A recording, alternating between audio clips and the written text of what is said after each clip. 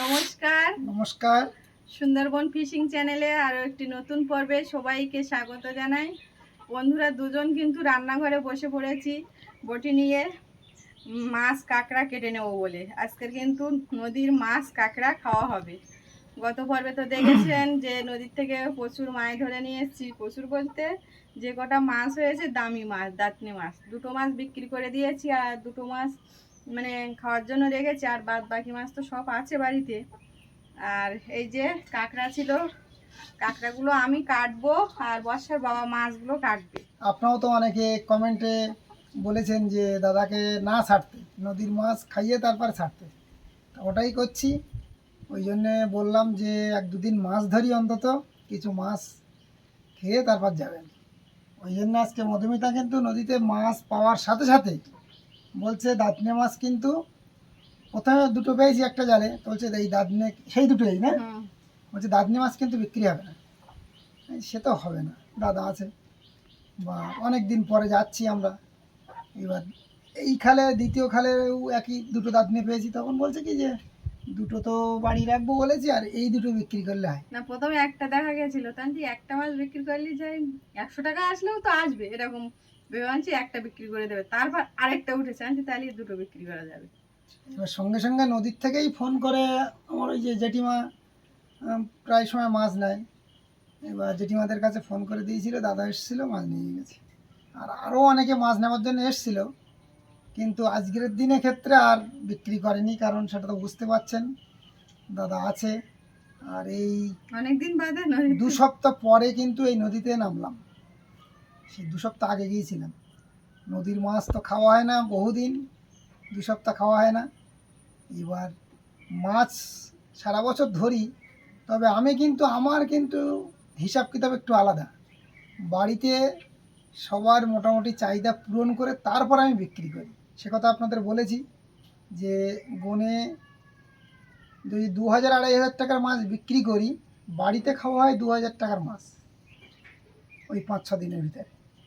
এবার আজকে তো প্রায় হিসাব করলে এই মাছ আর এখনও ফ্রিজে আছে, হিসাব করলে 600-700 টাকার মাছ আজকে বাড়িতে রাখা হয়েছে। যাই হোক, কারণ খাওয়া দাওয়াটাই মেন জিনিস। মানুষ যা কিছু করছে এই দুটো খাওয়ার জন্য, বেঁচে থাকার জন্য। এবার আত্মাকে কষ্ট দিয়ে কোনো লাভ নেই। পয়সা করি গুছিয়ে ধন সম্পত্তি করে এবার আত্মা যদি কষ্ট পায়, সে কাজ আমার পক্ষে আশা করি হবে না। ওই জন্যে যে যখন যা চাই আমি দিই, বিশেষ করে রাজ বর্ষা। এবার নাও, আমার দেয় না। সেটা বন্ধুরাই বলবে। এখানে এই যে মাছটা ভয় পেয়েছিলাম যখন জালে ওঠে, পুরো জ্যান্ত, তো জ্যান্ত কি একদম ছিল, খুব তেজি ছিল। দেখো কত মাছ নষ্ট হয়েছে। এই মাছটা যখন জাল জাল তুলি, যখন মধুমিতাও তো চিল্লে উঠেছে, প্লাস আমি পুরো ভয় পেয়ে গেছি। খুব জোরে করছে, কারণ ওর আমার মনে হয় সবে মাত্র বেঁধেছিল। হ্যাঁ, এই যে দাঁতনি মাছ তো এর আগে ফেলে দিয়েছি, মানে তোমার যদি বাদে, তাহলে যদি না খেতে পারি, ফেলে দিলে তখন তো কষ্ট বেশি হয়। যে কদিন ফেলে দিয়েছি ব্যাপক কষ্ট হয়েছে, কারণ এরকম বড় বড় দাঁতনি মাছটা জ্যান্ত ছিল, সব মাছ জ্যান্ত ছিল আজকে। এই যে গালাসি একদম লাল টকটক করছে। আর এই দেখুন, মধুমিতা তো আপনাদের শিখিয়ে দিয়েছে, মাছ ভালো হলে এরকম কাঁটার মতো থাকবে, আর যখন মাছ নষ্ট হয়ে যাবে এই লেজ ঘুরে মাথার ধারে চলে আসবে। মাছ দেখলেও পাওয়া যায়।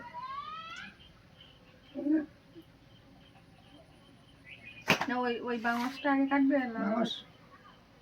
ঠিক আছে।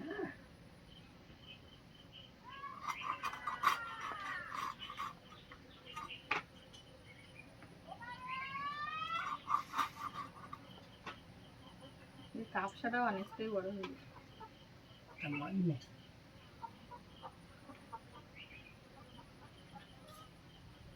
দাদা এখনো আসেনি, দোকানের দিকে গেছে বললো। এ রাজ, রাজ রে, দুষ্টুমি করছে মনে হয়। সে নিচে নেমে পড়েছে কাদায়। শব্দ করছে না। দুষ্টুমি করলে কোনো শব্দ করে না, ঘরের ভিতরে ঘরে দরজা দিয়ে দুষ্টুমি করে। মাছ কিন্তু এর আগে এরকম সাইজ, এর থেকে একটু বড় সাইজ পাইছি বলো এই বানানো। এবছর আজকের এইটা বড় আছে। বড় পেলামই।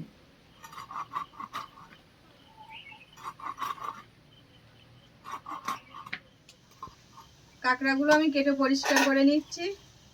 এই যে বড় পা আর এই যে ছোট, এগুলো আমরা নকুল বলি, এগুলো পরিষ্কার করা হয়ে গেছে। মাছ এবছর ভিডিও তো দেখেছেন যে দুটো একদিন আর একদিন একটা তিনটে ছিল বড় বড়। সত্যি কথা কি, জালে না বাদুক তাতে কষ্ট হয় না, কিন্তু মাছ পেয়ে নষ্ট হলে তখন কষ্ট হয়। আমি দেখেছিলাম বড় বড় মাছ, তারপর তো ফোন করে জানলাম যে মাছগুলো পচে গেছে।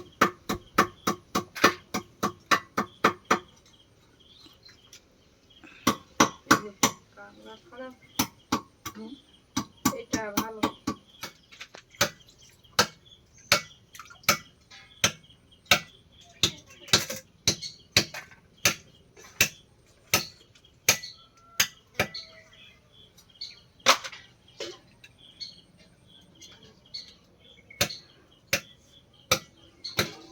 কাটা আমার হয়ে গেছে।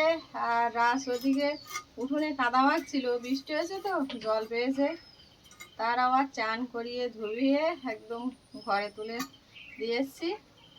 ছোট মাছ সব কাটা হয়ে গেছে। ওটার মধ্যে তো অনেক এই দুটো মাছ দেখেছি, তোমাদের দেখাবো বলে।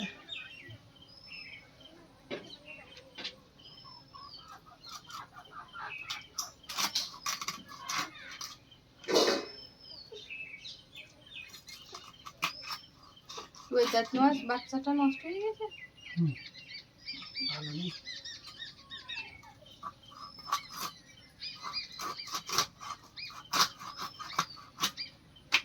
জানতাম মাছ দেখেছো, কেটেও মজা। নষ্ট হয়েছে। চর্বি হয়েছে দেখো দাদা, এই কারণেই নষ্ট হয়ে যায়। নষ্ট হয়ে যায় এই জন্য। প্রচুর তেলাম তো মাছ।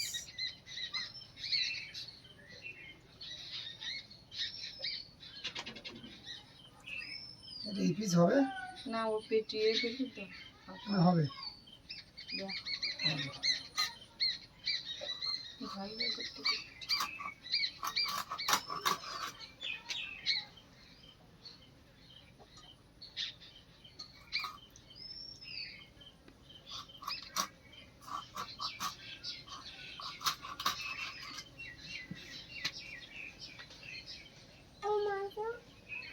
যাবো মাছ কাটা দেখো একটু।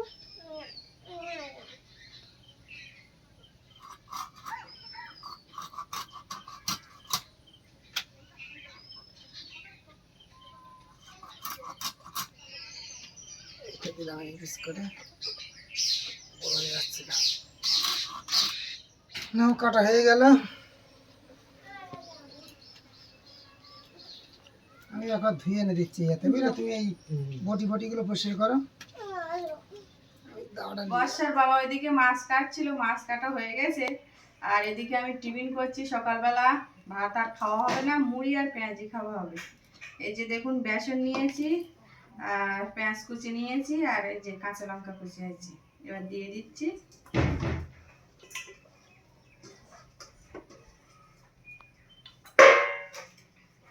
আর এদিকে আদা, রসুন, শুকনো লঙ্কা আর জিরে মরিচ একসাথে মানে মিক্সচারের মশলা বানিয়ে নিয়েছি। পরিমাণ মতো লবণ দিয়ে দিচ্ছি, আর লঙ্কার গুঁড়ো দেবো 2 চামচ, হলুদ গুঁড়ো দিচ্ছি 2 চামচ,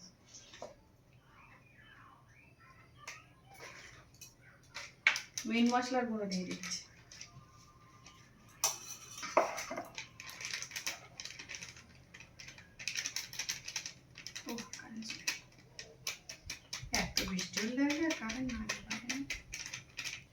মিক্সারে বানানো মশলাগুলো এবার দিয়ে দিচ্ছি।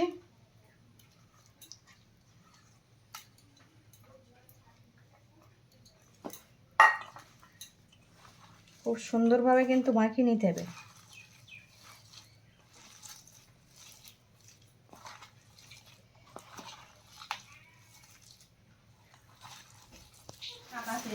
তাড়াতাড়ি করে না সাদা তেল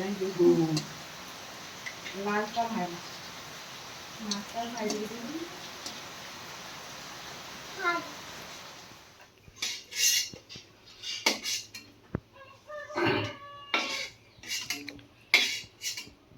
ভাজা হয়ে গেছে, এই যে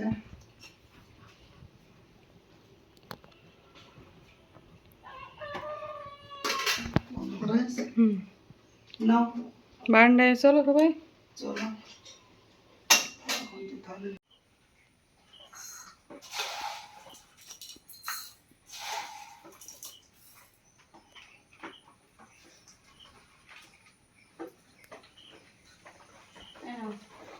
খোকার বাটিটা রেখে এসছে ওইদিকে। খোকার দেওয়া কি করে? ওইটা খাবো? তা তুমি বাটি নিয়ে আসো, এরকম লাল। তো থাক না, গামলিতে থাক না, আর পেঁয়াজি ওখানেই থাক না, সবাই খাও না ওর থেকে। ও আবার লাল বাটি নেবে। আলাদা আলাদা চলার দরকার নেই। আমার এখন হাত জ্বালা করছে, তাই না? চিন্তা হচ্ছে। একটা ওর হচ্ছে দে, বর্ষা রেখে দেখি। এটাই নে। লাল বাটি দেখি। পেঁয়াজির টেস্ট কেমন হয়েছে বর্ষা দাদা? আমি তো সব দেবো। দোকানের থেকে ভালো পেঁয়াজি হয়েছে। হ্যাঁ, এইখানে বসে খেতে হবে, কিন্তু জানলা দিয়ে ফেলে দেবে। আবার পরে আবার বলবে আমি ভিডিওর ভিতরে কই বলে ঝামেলা করবে। হ্যাঁ, তুমি ভিডিওর ভিতরে থাকছো না, পরে আবার বলবে যে আমি ভিডিওর ভিতরে কই। বসো ওখানে বসো, তাহলে তোমাকে দেখা যাবে পরে।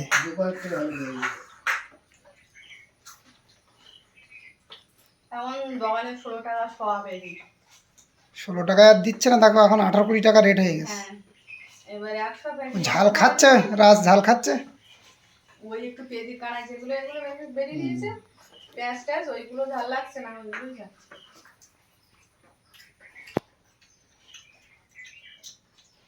ভালোই হয়েছে, ঝাল ঝাল খুব সুন্দর হয়েছে।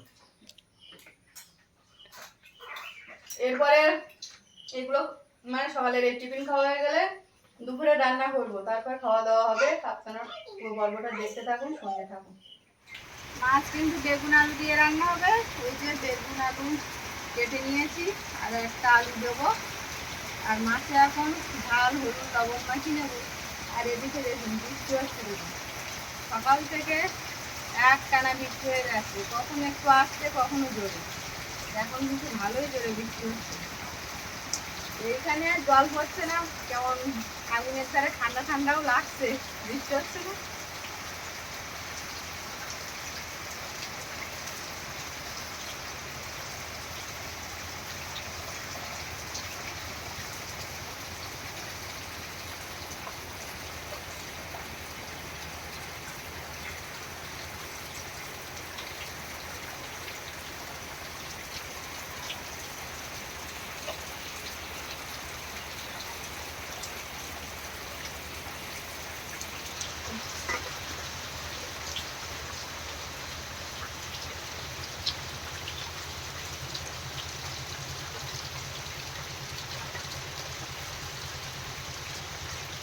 ভাত হয়ে গেছে, এবার মাছগুলো ভেজে নেব।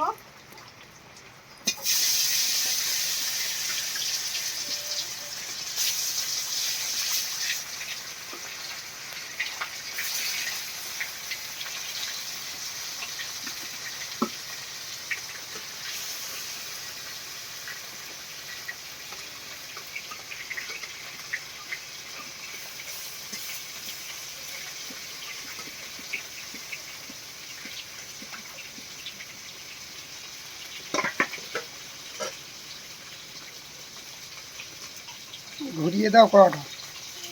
ওই ঝাল তুলে দিচ্ছি না, ওই জন্য উঠছে।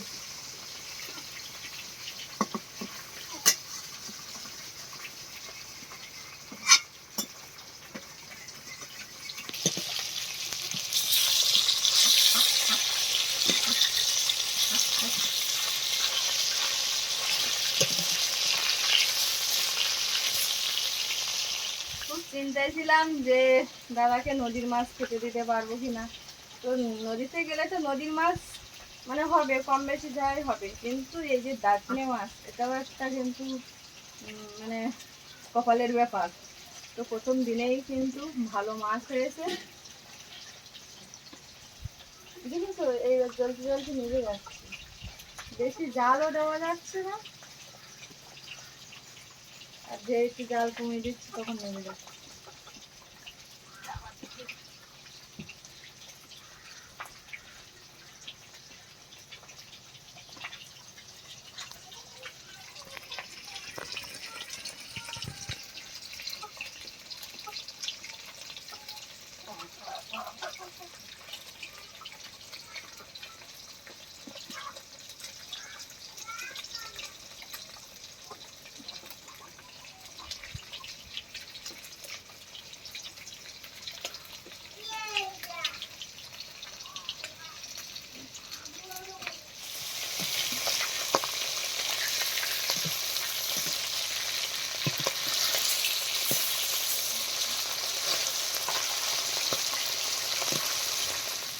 নদীর যত রকমের মাছ আছে, দাঁতনে মাছের মাথার মতন কোনো মাছের মাথা কিন্তু টেস্টি না। আর ওইদিকে কান মাছের মাথা, যে সাইডে সোয়াল বলি, ওইগুলো বেশি টেস্টি। তবে আমি মনে করি দাঁতনে মাছের মাথার মতন টেস্টি কোনো মাছ নেই। তোমার ভেটকি বলো, আমার কাছে তো ওটাই মনে হয়। তোমার কাছে না, ওটা সবার কাছে। ভেটকি বলো, কান বলো, তার থেকে আমার দাঁতনে মাছের মাছটা সব থেকে বেশি ভালো লাগে। তো আপনাদের কেমন লাগে অবশ্যই বলবেন। আর যদি না খেয়ে থাকেন আমাদের বাড়িতে আসবেন, খেতে দেবো। তবে এই থাকতে হবে যে আসলে পর খেতে দেবো এরকম কিন্তু না। আর কান মাগুর তো সবসময় পাওয়াও যায় না, দাঁতনে মাছটাও তবু ধর মানে জালে পাওয়া যায়। আর কান মাছ ওটা ভাগ্যের ব্যাপার, কান বড় ভেটকি। আর বড় জাল চুরি করে নিয়েছে, আর এক্ষুনি আর বড় মাছ হ্যাঁ, হবে? যে জালে মানে বড় বড় মাছগুলো পড়তো সেই জালটাই তো চুরি হয়েছে।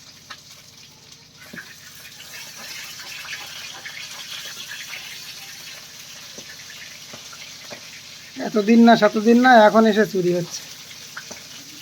সব থেকে দুঃখ লাগে কোথায়, যে নদীর সাইডে আমাদের এখানে অনেকেই মাছ ধরে। এবার সকলের জাল ধরা সব কিন্তু আমরা নদীর সাইডে ওখানে রাখি। গত বছর সারা বছর মাছ ধরলাম। বা এই মামারা সবাই, সবার জাল ধরা সব ওখানে নদীর রাস্তায় থাকে, নৌকায় থাকে। আমাদের ঘাটেই প্রথম মানে এই একসাথে উঠে উঠে দুটো জাল চুরি হলো আমাদের নৌকা থেকে। যে ব্যক্তি নিয়েছে ইচ্ছে করে নিয়েছে। সে হোক না, তাতে কি হবে, আমাদের কত তাতে লস হবে। ঈশ্বর সহায় থাকলে কিচ্ছু হবে না। তাদের জালও কিন্তু নেওয়া যায়, বা আমাদের জাল নিয়ে ফেলেও দিয়েছে মনে হয়, ব্যবহার তো করতে হবে না। সেরকমটা আমরাও মানে করতে পারি, কিন্তু করলে তো হবে না। হিংসা করে কোনো লাভ নেই, আর হিংসা দিয়ে কোনো দিন কোনো কিছু জয় করা যায় না, মেন কথা এটাই।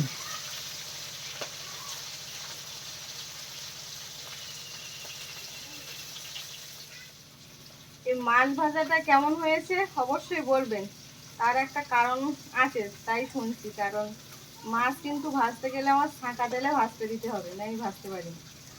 ওই যে লোক ভাজে কম তেলে, পুড়ে যায় আবার তেল দেয়, এরকমটা পারি না। তেল দেবো একেবারে, মাছ ভেজে কড়াই আবার তেল থাকবে। তো এই যে মাছ ভাজাটা দেখুন,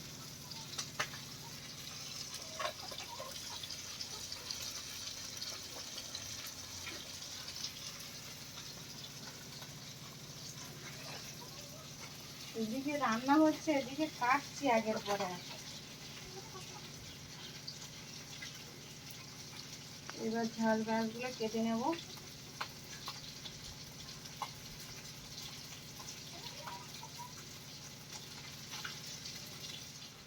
তরকারি ফুটে উঠেছে, এবার মাছ দিয়ে দিচ্ছি।